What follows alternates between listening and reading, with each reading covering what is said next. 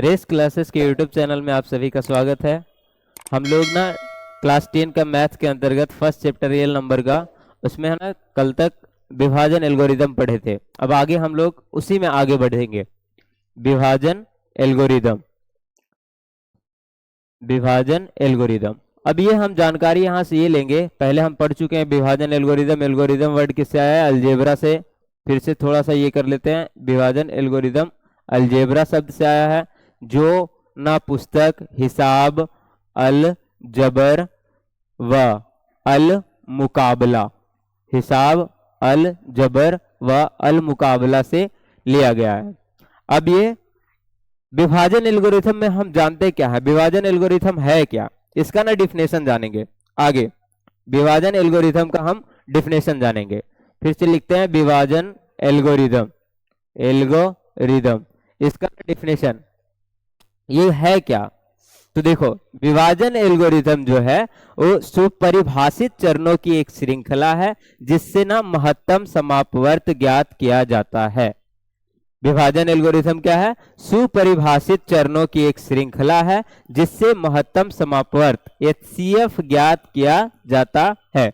अब ये लिख देते हैं इसको, एक सुपरिभाषित चरणों की श्रृंखला है जिससे महत्तम समापवर्त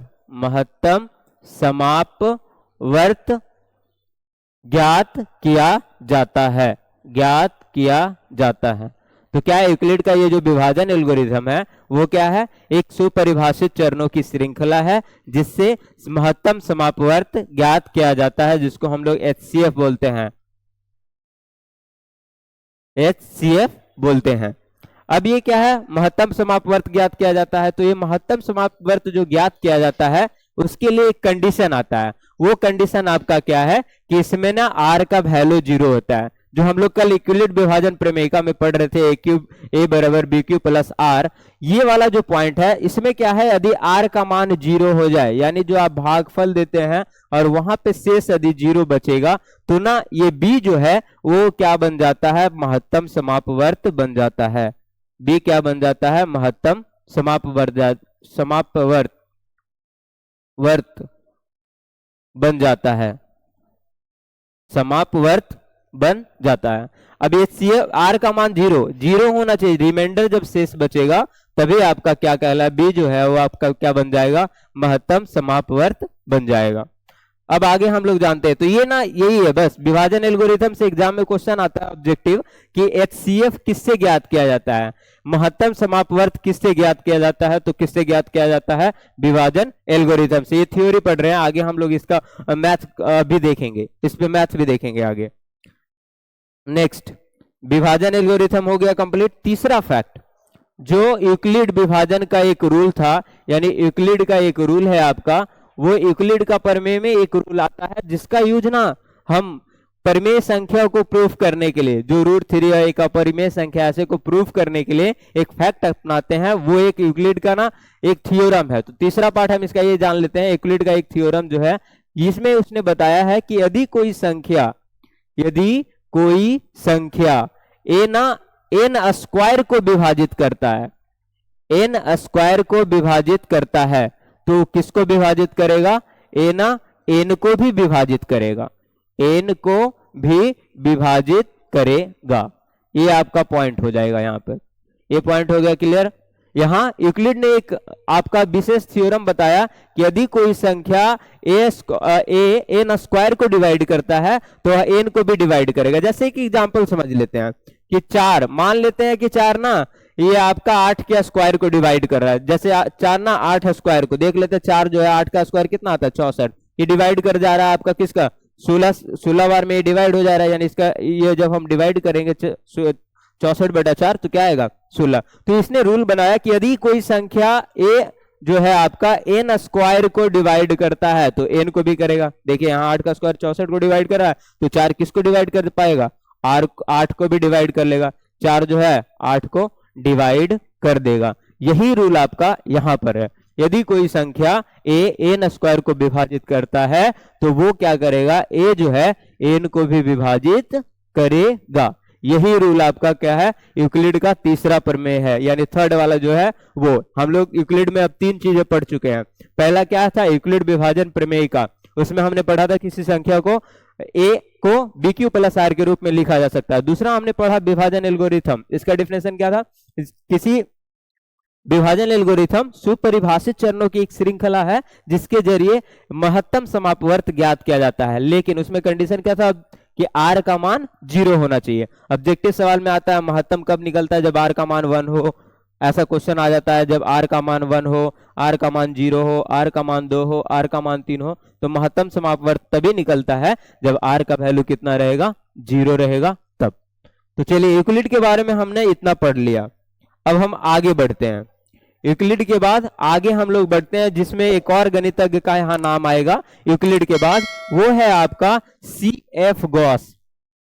CF गॉस ये आपका अगला है, जिसको हम ना कार्ल फ्रेडरिक गॉस भी लिखते हैं। इनका पूरा नाम कार्ल फ्रेडरिक गॉस है। तो कार्ल फ्रेडरिक गॉस, इनका ना 1777 से लेके 1855 तक, ये समझ जाइए इनका जन्म 1777 ईस्वी में हुआ था, इनकी मृत्यु कब हो गई, 1855 ईस्वी में हुई। तो ये ना एक थ्योरम दिया, CF गॉस, उन्होंने एक थ्योरम दिया जिसको हम लोग बोलते हैं अंक गणित का आधारभूत प्रमेय। पॉइंट को नोट करके रखेंगे, एग्जाम में क्वेश्चन आता है ऑब्जेक्टिव में कि अंक गणित का आधारभूत प्रमेय किसने दिया था। अंक गणित का आधारभूत प्रमेय, अंक गणित का आधारभूत प्रमेय, आधारभूत प्रमेय किसने दिया था, तो क्वेश्चन का आंसर क्या बनेगा, CF गॉस ने दिया था। तो अंक गणित का आधारभूत प्रमेय इन्होंने दिया। अब इनको जाना किस ले जाता है, यानी इसका ना एक उपनाम है, जैसे हम लोग यूक्लिड में पढ़े थे कि ज्यामिति का पिता कहा जाता है यूक्लिड को, उसी तरह ना इसको कार्ल फ्रेडरिक गॉस यानी CF गॉस को बोला जाता है। CF गॉस को कहा जाता है गणितज्ञों का राजकुमार, गणितज्ञों का राजकुमार, गणितज्ञों का राजकुमार, प्रिंस ऑफ मैथमेटिक्स। क्वेश्चन रह सकता है कि जैसे ज्यामिति का पिता किसे कहते हैं, तो यूक्लिड को कहते हैं, और क्वेश्चन आ जाएगा कि गणितज्ञों का राजकुमार किसे कहा जाता है, जो आपका गणितज्ञों का राजकुमार पूछा जाएगा, प्रिंस ऑफ मैथमेटिक्स किसे कहा जाता है, तो वो आपका क्या हो जाएगा, वो हो जाएगा आपका कार्ल फ्रेडरिक गॉस को कहा जाता है। अब ये है, अब देखो हम लोग यहां से ये हो गया, इसका दो फैक्ट हम लोग याद करेंगे कि अंक गणित का आधारभूत प्रमेय किसने दिया, कार्ल फ्रेडरिक गॉस ने दिया है। गणितज्ञों का राजकुमार किसे कहा जाता है, तो वो भी आपको किसको कहा जाता है, CF गॉस यानी कार्ल फ्रेडरिक गॉस को कहा जाता है। अब इसने अंक गणित का आधारभूत प्रमेय जो दिया है, अंक गणित का आधारभूत प्रमेय का जो पुस्तक है, यानी जिस पुस्तक में इसने अंक गणित का आधारभूत प्रमेय का जिक्र किया है, उसका नाम है डिस्क्विन्सस, डिस्क्विन्सस अरिथमेटिकी, अरिथमेटिकी, डिस्क्विन्सस अरिथमेटिकी पुस्तक का नाम है, जिसमें क्या है, अंक गणित का आधारभूत प्रमेय दिया गया है। उस पुस्तक का नाम क्या है, डिस्क्विन्सस अरिथमेटिकी, अरिथमेटिकी बोलेंगे इसको, अरिथमेटिकी नहीं, सॉरी। आगे तो ये तीनों फैक्ट जान लिए हम लोग फिर से।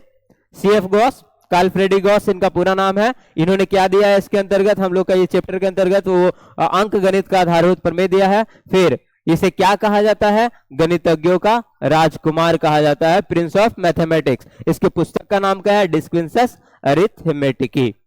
आगे अब हम लोग जानेंगे कि अंक गणित का आधारभूत प्रमेय है क्या, ये जानते हैं इसका थ्योरी। अंक गणित का आधारभूत प्रमेय, अंक गणित का आधारभूत प्रमेय है क्या, पहले इसको जान लेते हैं हम लोग।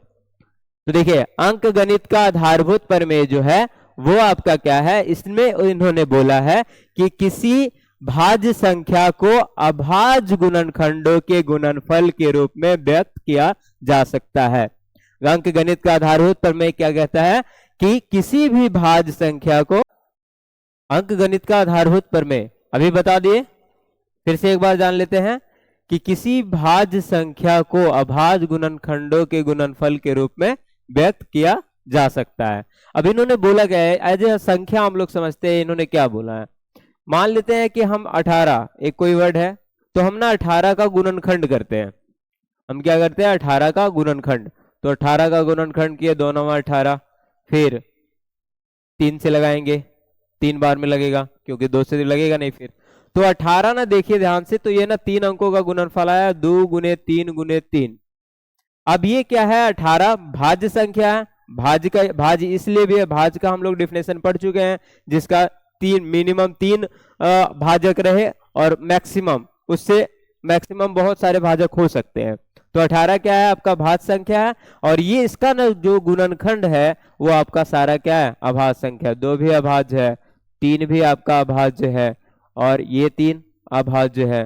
तो यहां से ये पता चला कि कोई भाज्य संख्या है उसे ना हम अभाज्य गुणनखंडों के गुणनफल के रूप में व्यक्त करते हैं। तो इसी को, यही वाला प्रमेय आपका क्या कहलाता है, अंकगणित का आधारभूत प्रमेय।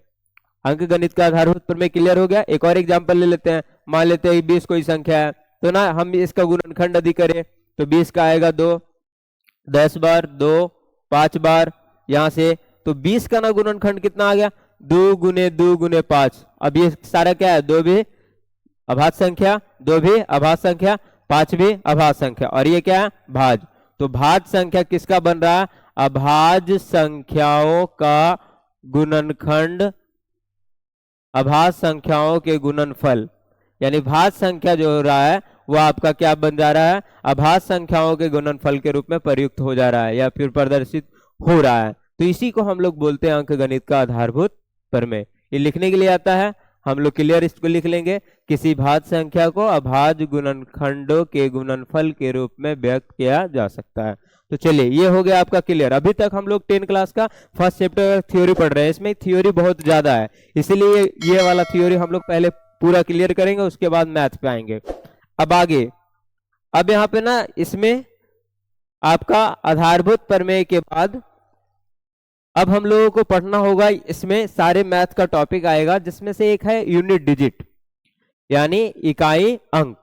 तो हम लोग ना इसमें आ जाते हैं अगला वाला फैक्टर। यहां से आपका मैथ, जो आपका मैथ का सीरीज है 10 के बुक में जो मैथ है, उससे रिलेटेड फैक्ट को हम लोग, उससे रिलेटेड फैक्ट को पढ़ लेंगे। तो इकाई अंक, यहां से एग्जाम में जो क्वेश्चन बनता है, बुक में जो आपका क्वेश्चन यहाँ पे लिखा रहता है, ऐसे क्वेश्चन लिखा रहेगा 6 टू द पावर n का इकाई अंक 0 हो सकता है क्या, ऐसा रहेगा। इकाई अंक 0 हो सकता है क्या, हो सकता है, ऐसा ऑब्जेक्टिव रहेगा। नहीं तो 6 का पावर n का इकाई अंक लिख के 4 ऑप्शन बनाएगा, 0, 2, 6, 5, और इसमें से ये करना रहेगा हम लोगों को आंसर। तो हम लोग जानते हैं कि कौन सा अंक का इकाई अंक कितना आएगा, कौन कौन सा इकाई अंक होगा, इसके बारे में हम लोग एक एक करके जान लेते हैं। सारे अंक का जो यूनिट डिजिट है, आपका इकाई अंक है, उसका ना सारे का हम लोग जानेंगे कि उसका ना इकाई अंक क्या क्या हो सकता है, यदि उसका पावर n रहे तब। हम लोग एक एक करके चलते हैं। यहां से पहले हम लोग लेते हैं 0 का पावर, 0 का पावर n, यानी हम 0 पे कितना भी पावर चढ़ाए तो उसका क्या आएगा आंसर, रिजल्ट हमेशा क्या आएगा, 0। यानी 0 का इकाई अंक हमेशा क्या होगा, 0 होगा। यदि हम 1 का इकाई अंक, 1 का पावर n ले, तो 1 का पावर n लेते, n का मान हम 1, 2, 3, 4 रख सकते हैं। अब देखते हैं कि 1 का पावर, तो 1 का पावर में भी देखिए, 1 का पावर में यदि n का मान 1 रखेंगे तो भी रिजल्ट 1 आएगा, 1 का मान हम 2 रखेंगे तो भी रिजल्ट 1 आएगा, 1 का मान हम 3 रखेंगे तो भी रिजल्ट 1 आएगा, 1 का मान हम 4 रखेंगे तो भी रिजल्ट 1 आएगा। यानी यहां से पता चल गया कि 1 का पावर n का वैल्यू हमेशा कितने के बराबर होगा, 1 के बराबर होगा।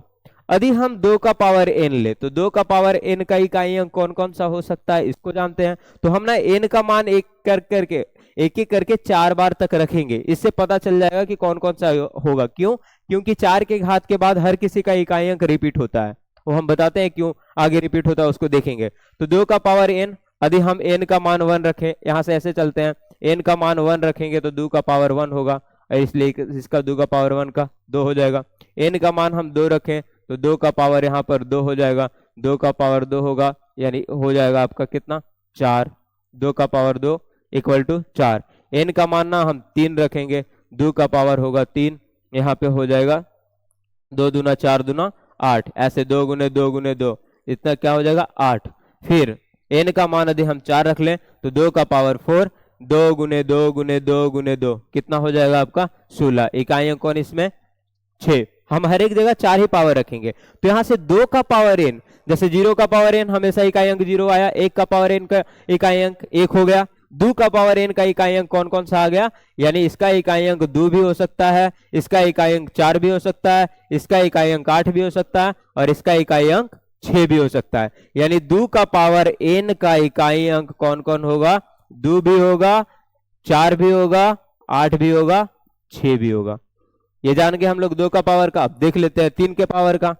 3 के पावर का इकाई अंक जान लेते हैं हम लोग। अगला 3 का पावर n, हम लोग ऐसे मान रखते हैं, n का मान हम 1 रखेंगे, तो 3 का पावर आपका कितना हो जाएगा 1, इसलिए इसका इकाई अंक 3। n का मान हम 2 रखेंगे, 3 का पावर हो जाएगा आपका 2, इसलिए 3 का स्क्वायर 9। n का मान हम 3 रखेंगे, 3 का पावर हो जाएगा 3, 3 तिया 9 तिया 27। n का मान हम 4 रखेंगे, 3 का पावर हो जाएगा 4, 3 का पावर 4 यानी 3 का 4 बार गुणनफल, 3 तिया 9 तिया 27 तिया 81। अब देखो इसका यूनिट डिजिट कौन कौन बनेगा, 3 बनेगा, 9 बनेगा, 7 बनेगा, 1 बनेगा, यानी इसका यूनिट डिजिट होगा 3 9 7 1। इकाई अंक कौन कौन होगा, 3 9, 3 का पावर n का इकाई अंक होगा 3 9 7 1। आगे यदि हम 4 का पावर n ले, तो यहां से इसमें भी चेक करते हैं, n का पावर 1 रखते हैं तो 4 का पावर 1 हो जाएगा इक्वल टू 4। n बराबर 2 रखेंगे, 4 का पावर 2 हो जाएगा, 4 चौक 16। n का पावर 3 रखेंगे, 4 का पावर 3 हो जाएगा, 4 चौक 16 चौक 64। n का पावर 4 रखेंगे, 4 का पावर 4 हो जाएगा, 64 चौक 256। अब यहाँ 4 तक ही रिपीट होता है, तो इसका इकाई अंक कौन कौन बना, 4 बन गया, 6 बन गया, इकाई अंक देखना सब में, 4 बना 6 बना, यानी इससे पता चला कि ये 4 बार हमने रिपीट किया तो 2 ही अंक जो है 2 बार रिपीट हो गए, यानी इसका इकाई अंक 2 ही बनेगा, 4 बनेगा और 6 बनेगा। ये हो जाएगा आपका इसका इकाई अंक। आगे नेक्स्ट 4 का हम लोग देख लिए, नेक्स्ट 5 का चलते हैं। अब 5 का पावर n इसमें चलते हैं, तो 5 का पावर n यानी 5 का पावर 1, 1 का मान n का मान यदि हम 1 रखेंगे तो 5 का पावर 1 इक्वल टू 5। n का मान यदि हम 2 रखेंगे तो 5 का कितना हो जाएगा 2 25। n का मान हम 3 रखेंगे तो कितना हो जाएगा 5 का पावर 3 125। n का मान 4 रखेंगे तो 5 का पावर कितना हो जाएगा 4, कितना हो जाएगा आपका 625। अब यहाँ देखिएगा हर एक जगह यूनिट डिजिट क्या बन रहा है आपका 5 5 5 5। तो इससे क्या बन रहा है कि 5 का पावर n का यूनिट डिजिट हमेशा क्या आएगा 5 ही आएगा। क्लियर। आगे चलते हैं हम लोग 6 का पावर n का देख लेते हैं। 6 का पावर n, तो यहाँ से देखिए n का मान यदि हम 1 रखेंगे तो 6 का पावर 1 होगा 6 ही होगा। यहाँ 6 का मान 2 रखेंगे तो 6 का पावर 2 हो जाएगा 36। 6 का पावर 3 रखेंगे 216। हर एक बार देखिए इसमें हर एक बार इकाई अंक में 6 ही आ रहा है, इससे ये पता चल रहा है 6 का पावर n का इकाई अंक हमेशा क्या होगा 6 ही होगा। 6 वाला हमेशा रिपीटेड जाएगा। 7 वाला देखिए 7 का पावर n से n बराबर 1 रखेंगे तो 7 का पावर हो जाएगा 1 यानी 7 हो जाएगा। अगला हम n 7 का पावर 2 रखेंगे तो ये कितना हो जाएगा 7 का स्क्वायर 49। फिर n का पावर यदि हम 3 रख ले तो 7 का पावर 343 हो जाएगा, ये आपका हो जाएगा।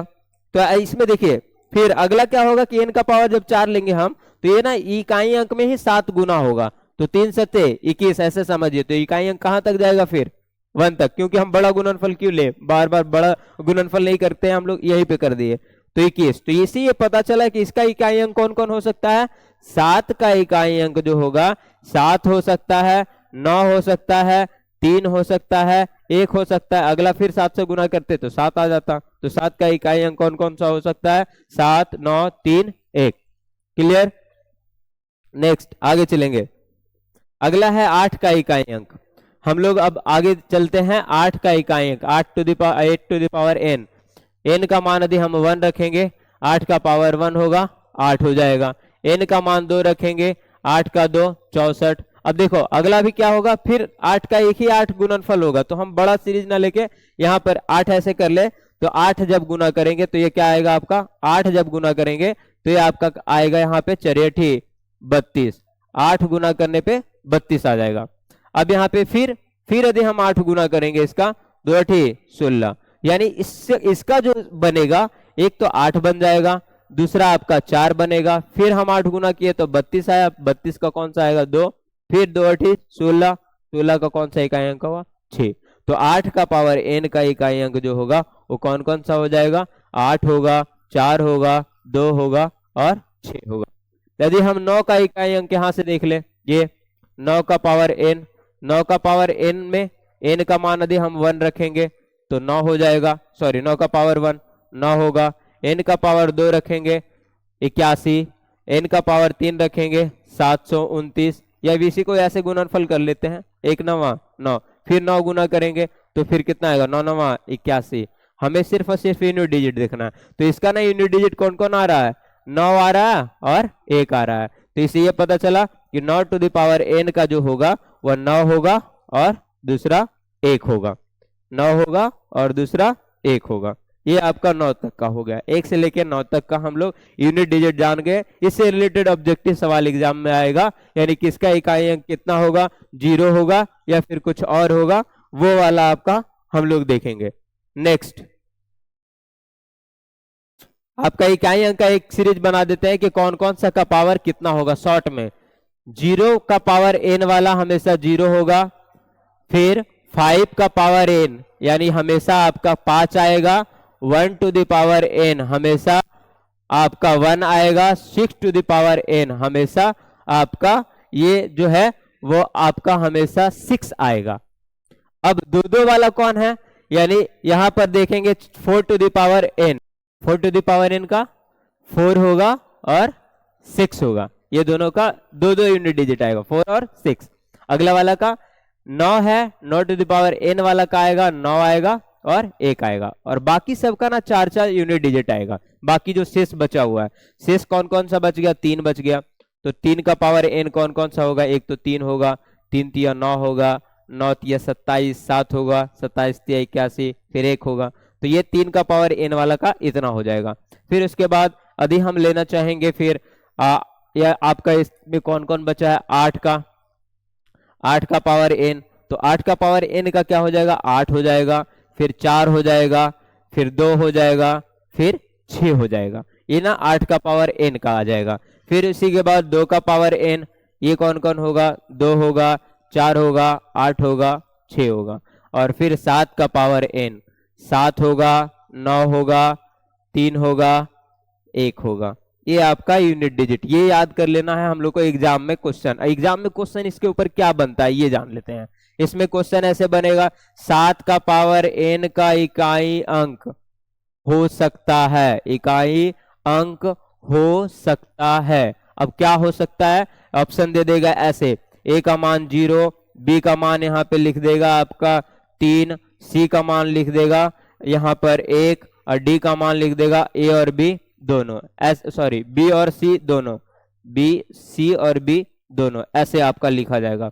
तो जब ऐसे आपका लिखा जाए तो आंसर कौन सा आएगा, हमें पता करना होगा, हमें जानना होगा कि 7 का पावर n का जो वैल्यू है 7 9 3 1 के यूनिट डिजिट जो है 7 9 3 1 आता है, तो इसमें ना 3 भी ऑप्शन में है, 1 भी ऑप्शन में है, तो इसलिए सी वाला ऑप्शन हो जाएगा दोनों। तो ये हो जाएगा आपका क्वेश्चन। ये आपका इस टाइप का क्वेश्चन एग्जाम में बनेगा यूनिट डिजिट के ऊपर, कि इसका ना n पावर दिया रहेगा और बोला जाएगा कि ये इसका n पावर के बाद ये जो यूनिट डिजिट इसका कौन सा बनेगा। ये हो गया आपका क्लियर, यूनिट डिजिट हम लोग कर लिए क्लियर। आगे एक क्वेश्चन रहेगा परिमेय संख्या पर आधारित, परिमेय और अपरिमेय के मिश्रण पर आधारित। हम पहले उसको जान लेते हैं।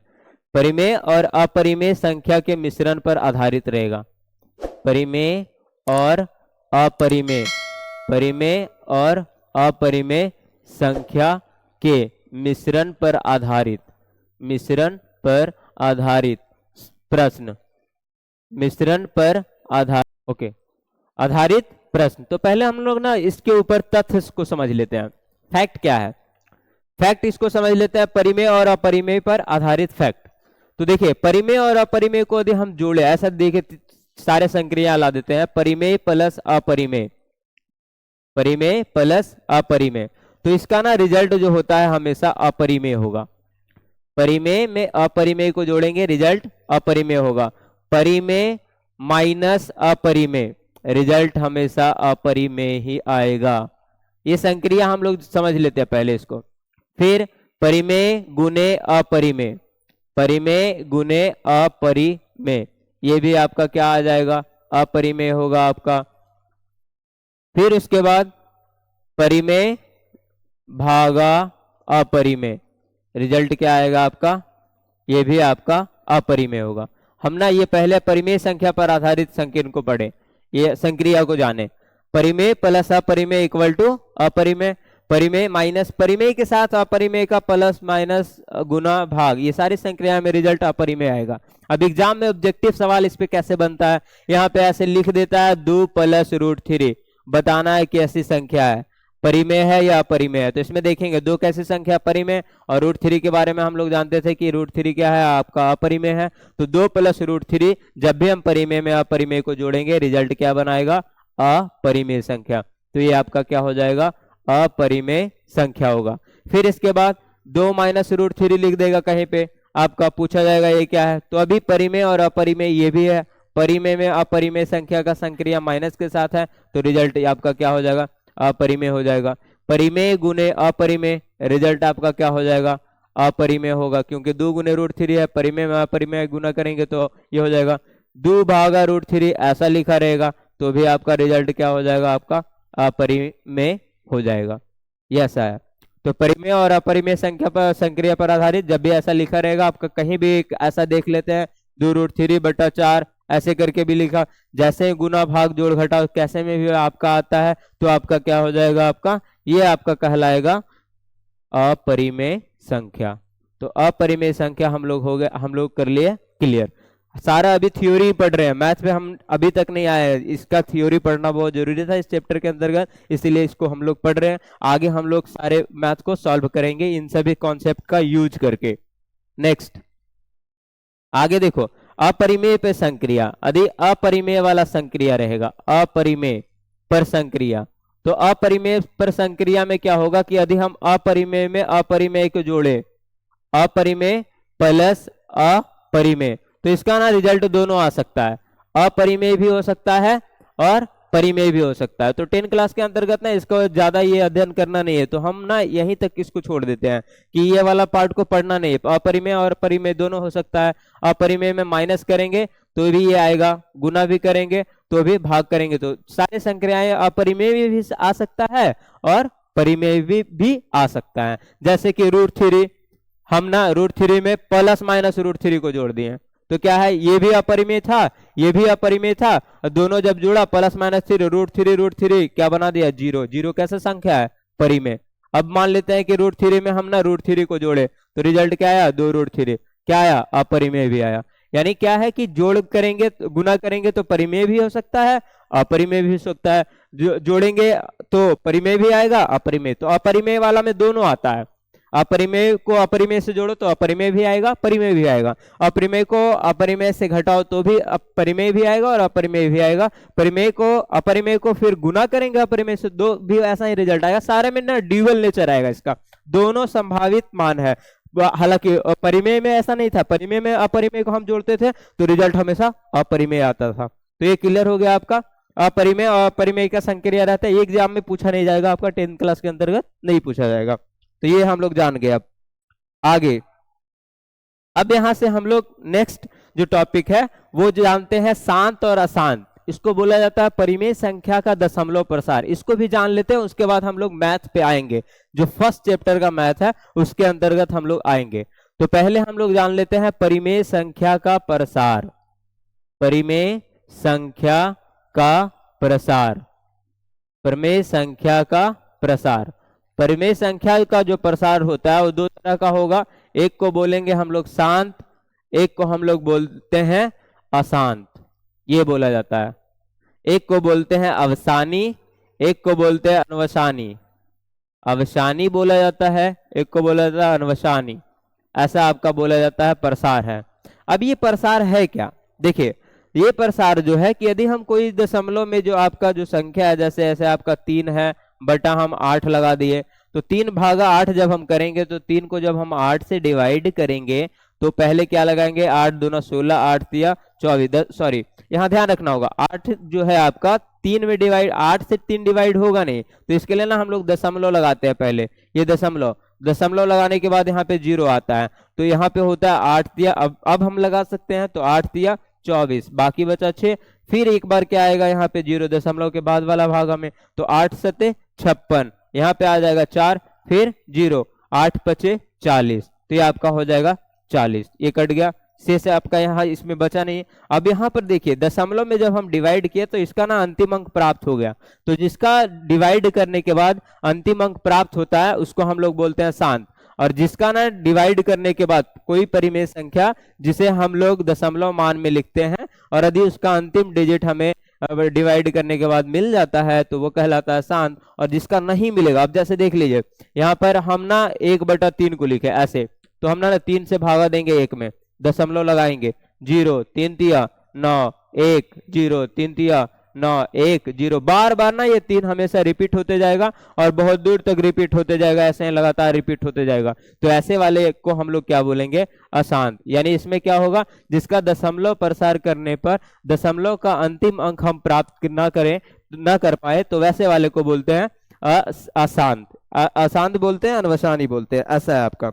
अब यहाँ पे ध्यान देंगे, अब हम लोग ये क्या है कि बिना डिवाइड करने एग्जाम में ऑब्जेक्टिव सवाल आएगा, तो यहाँ ये ध्यान रखना है, इसमें ये रूल चलेगा कि बिना डिवाइड किए हुए हम लोगों को पता कर लेना है कि कौन शांत होगा और कौन अशांत होगा। ये डिवाइड करना नहीं पड़ेगा, ये डिवाइड तो हम लोग पहले जानते थे कि डिवाइड से हम लोग ऐसे पता कर लेते थे कि कौन शांत है और कौन अशांत है, लेकिन अब हम लोग को फैक्ट के जरिए पता करना होगा कि कौन शांत होगा और कौन अशांत होगा, तो उसका हम लोग ना आगे ट्रिक जानते हैं, इसका देखते हैं आगे।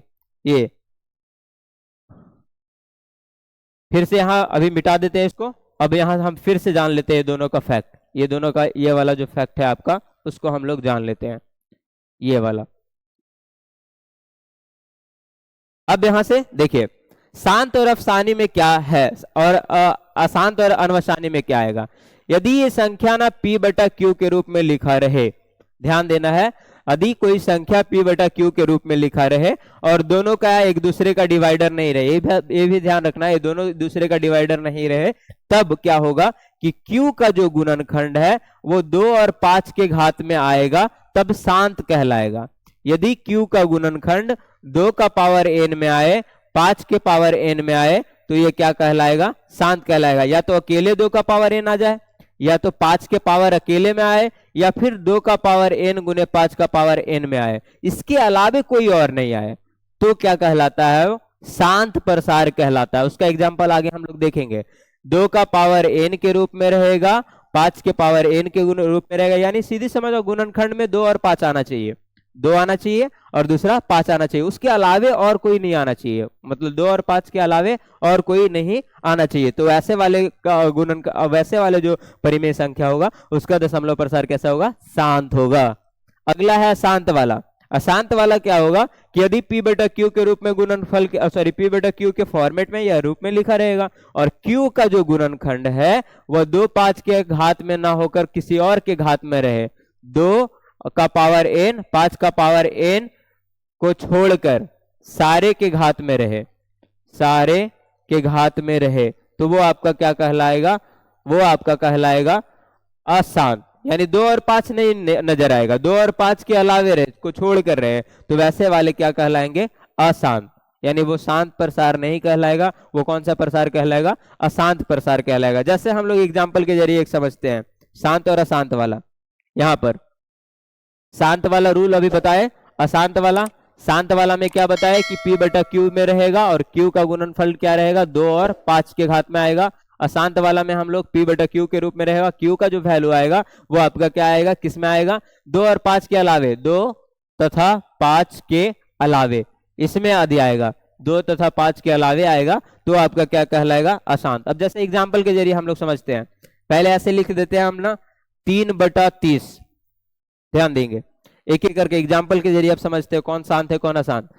3/30 है ना, तो इसको हम डिवाइड कर, देखो पहले ये बात ध्यान रखना है कि यदि कोई डिवाइड हो रहा है ऊपर या नीचे तो पहले डिवाइड कर लेना है, हमें पहले ये डायरेक्ट नहीं जाके 30 का ये गुणनखंड करना है, पहले डिवाइड कर लेना, यदि डिवाइड हो रहा है तब, नहीं हो रहा है तब हम लोग फिर डायरेक्ट नीचे आएंगे। तो यहाँ से देखो 3/30 है तो इसी को काट सकते हैं हम लोग 3.30, तो 1/10। अब यहाँ नहीं कटेगा, ये वाला 1 को जो डिवाइड करेगा वो 10 को नहीं कर पाएगा। तो 1/10 अब आ गया, तो अब नीचे का गुणनखंड लेना है, 10 का गुणनखंड करना है, 2 से लगेगा 5 बार में। तो ये 10 का जो गुणनखंड आया उसमें कौन कौन संख्या आया, 2 और 5 आ गया। जब भी 2 आ जाए अकेले या 5 आ जाए या दोनों मिलके आ जाए तो क्या कहलाएगा, वो शांत। तो इसका दशमलव प्रसार कैसा होगा, शांत।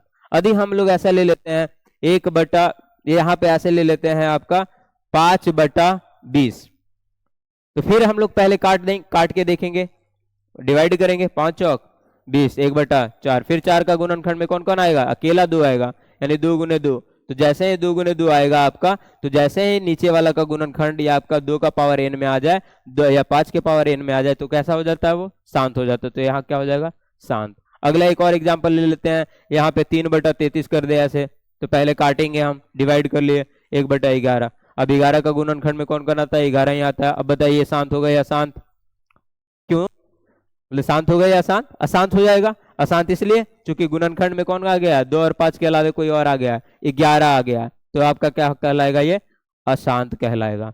अब मान लेते हैं कि 2 भी आए, 5 भी आए और कोई और संख्या आ गया, तो क्या होगा, तो भी आपका क्या हो जाएगा, वो अशांत हो जाएगा। 2 भी आ जाए, 5 भी आ जाए और उसके अलावा भी कोई और आ जाए, तो भी आपका क्या हो जाएगा, वो अशांत हो जाएगा। जैसे एक एग्जांपल ले लेते हैं, 1/30 कर दे, तो इसमें कौन कौन आ गया, 1/2, देखो 30 का गुणनखंड करेंगे तो 30 का कौन होगा, 2 पचे 10, 30, ये हो जाएगा आपका। अब इसमें 3 भी आ गया, 2 5 था, उसके अलावा 2 और 5 ही चाहिए हमें शांत के लिए, उसके अलावा कोई और आ गया तो क्या हो जाएगा, अशांत हो जाएगा। तो ऐसे ही हम लोग जितना भी क्वेश्चन रहेगा, 1/16, 16 में 2 2 4 2 8 2 16, 1 ले आएगा तो क्या हो जाएगा, शांत हो जाएगा। यहाँ आ जा आपका हो जाएगा, ऐसे लिखा रहे 1/15, तो यहाँ पर क्या होगा, 3 गुने 5 आएगा। इसमें जैसे ही 3 कोई और संख्या 2 5 के अलावा आ गया तो अशांत ही हो जाएगा। वो शांत होने का एक ही कंडीशन है, 2 अकेले आए, 2 5 अकेले आए, 2 और 5 दोनों आए। तो शांत और अशांत को हम लोग डायरेक्ट ऐसे ही जान लेंगे, ये आपका फैक्ट हो जाएगा। नेक्स्ट, ये इतना तक हो गया आपका दशमलव प्रसार, यानी जो आपका दशमलव परिमेय संख्या का दशमलव प्रसार है उसका हम लोग ना फैक्ट जान लिए, शांत और अशांत के रूप में। नेक्स्ट आगे देखिए चलते हैं हम लोग, दशमलव का प्रसार हो गया, शांत अशांत हो गया, सारे यहाँ से ना सारा फैक्ट जो हम लोग पढ़ना था हम लोगों को एज ए फैक्ट के तौर पे, वो हम लोग जान लिए। अब यहाँ से कुछ जो फैक्ट कुछ जो अब आप आगे जो टॉपिक आएगा उसमें ना हम लोग मैथ्स पढ़ेंगे एक एक करके।